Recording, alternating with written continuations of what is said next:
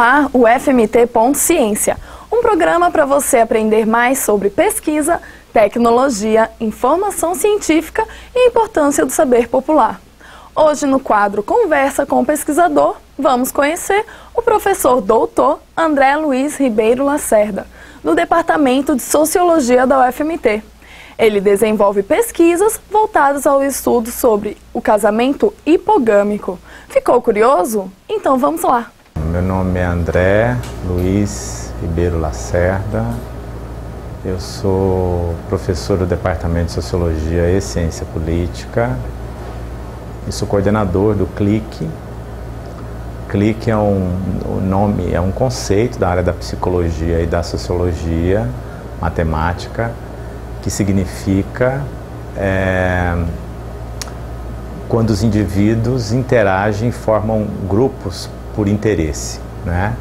O conceito de clique é, digamos assim, o bisavô do conceito de redes sociais, né? Então aqui é um núcleo de pesquisa. Basicamente, nosso interesse é trabalhar com metodologias quantitativas e o que a gente chama de abordagens biosociais do comportamento humano, né? Minha formação, fiz graduação, mestrado, doutorado em Sociologia e estágio pós-doutoral na área da psicobiologia, né?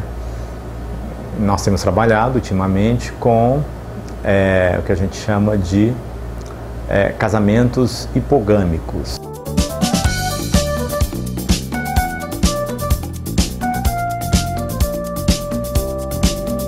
São os casamentos em que quando as mulheres contraem matrimônio com homens que têm uma posição socioeconômica abaixo delas, né?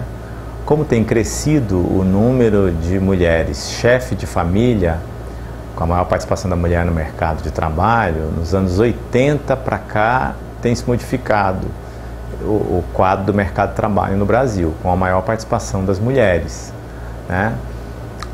Então tem crescido o número de mulheres que são chefes de família, né? O caso em que uma mulher é chefe de família e ela é casada, pode ser um casamento que foi originalmente hipogâmico, né? Hipo, que significa exatamente isso, ela tem uma posição superior a ele economicamente falando. Homogâmico é quando é a mesma, tem posições equivalentes. E hipergâmico é quando ele tem uma posição socioeconômica, né, superior à dela, né? Então, quando a mulher é chefe de família, isso pode ter sido um resultado de um casamento que foi originalmente hipogâmico, né? Ou pode ser resultado de um casamento que foi homogâmico ou hipergâmico e que a mulher, ao longo dos anos, conquista uma melhor posição socioeconômica.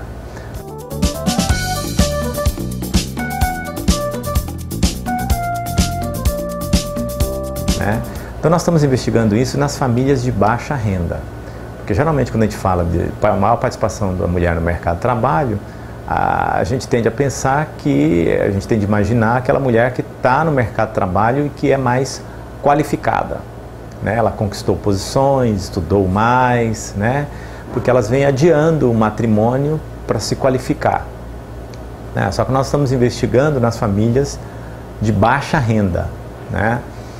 Por exemplo, uma maneira da gente chegar a isso é investigando nos conjuntos residenciais financiados pela Caixa Econômica, que são, nós temos ali amostras de famílias de baixa renda, nos conjuntos habitacionais que são de baixa renda, né? Então nós temos investigado esses conjuntos residenciais, que antes eram chamados de Coabs, depois passou a ser chamado de Par, vem mudando os nomes, né? Mas aí nós estamos investigando em alguns lugares, mapeando em alguns lugares em Cuiabá, né? Essas mulheres, comparando as famílias monoparentais, ou seja, família em que tem um dos pais, no caso, geralmente, na grande maioria das vezes, é a mãe, né? Com as famílias biparentais, que as famílias em que tem os dois pais. Então você tem a família biparental, em que a chefia, em que a mãe é chefe, em que ambos são chefe e em que o homem é chefe, o pai é chefe de família, né? A nossa ideia, a partir da psicologia evolucionista, é que você tem diferenciações aí, né? Porque a gente parte do pressuposto que o homem e a mulher, eles são diferentes comportamentalmente falando, né? É um resultado da biologia deles, que é diferente. O fato da biologia deles ser diferente desemboca em algumas coisas diferentes do ponto de vista comportamental, né? Então é com isso que a gente tem trabalhado. Eu trabalhei no pós-doutorado já com essa ideia de formular uma agenda de pesquisa para essa relação, né, sobre hipogamia, trabalhando com alguns indicadores socioeconômicos ou biosociais da hipogamia, né? Porque na psicologia evolucionista a gente trabalha com alguns conceitos, como por exemplo, né, o mercado de casamento. Como é que o mercado de casamento, quais são as características do mercado de casamento, né? E a partir daí, quer dizer, o valor de mercado de cada um dos parceiros, do homem e da mulher, né? E é dependendo do valor de mercado que a gente vai entender, por exemplo, as chances de escolha que uma mulher tem. Que isso é influenciado também pela posição socioeconômica dela, o valor de mercado dela, né? Aí tem a ver com a idade, com a beleza, com uma série de outras coisas. Se ela tem filho ou se ela não tem, se ela casou ou não casou, enfim, essas coisas, né? Então, basicamente, nós temos trabalhado com isso aí, né? O que significa um diálogo com a biologia evolucionista, porque a gente entende até para entender a família mesmo, a evolução da família, né? O que vem mudando, dos anos 80 para cá, a estrutura da família mudou muito, né? Antes nós tínhamos uma família onde você tinha a presença dos dois pais e a mulher não, se a gente recuar um pouco aí, anos 60, 70, a mulher não podia nem sair para trabalhar, né? Ela tinha que ter autorização do marido nos países, a gente pensar em Portugal, Espanha, Brasil, né? De lá para cá a coisa mudou muito, né?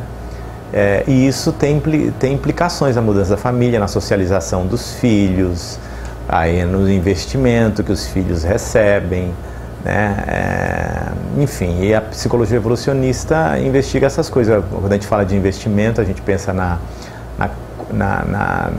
escolaridade, por exemplo, é uma das coisas, né? Nas diferenças. Então, a psicologia evolucionista vai postular que tem diferenças nas famílias de baixa renda e de renda mais alta nos investimentos que os pais fazem, diferenciando as meninas dos meninos, né?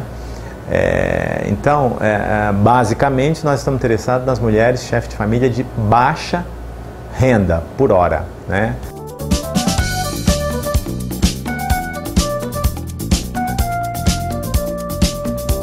Mais tarde, como a gente trabalha com amostras, né, e nos conjuntos residenciais a gente tem trabalhado com algumas amostras. É difícil esse trabalho porque a gente tem que ter bolsistas, tem que ter mais gente para fazer a pesquisa empírica, para fazer as entrevistas e depois para analisar esses dados, né?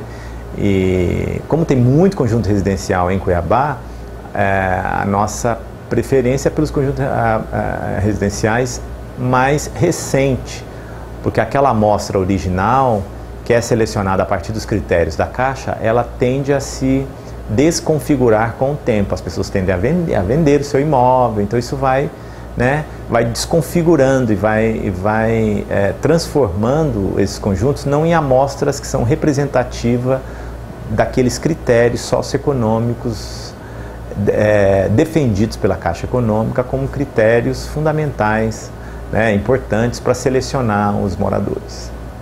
Então, basicamente é isso. O FMT Ciência de hoje fica por aqui, mas volta amanhã. Até mais!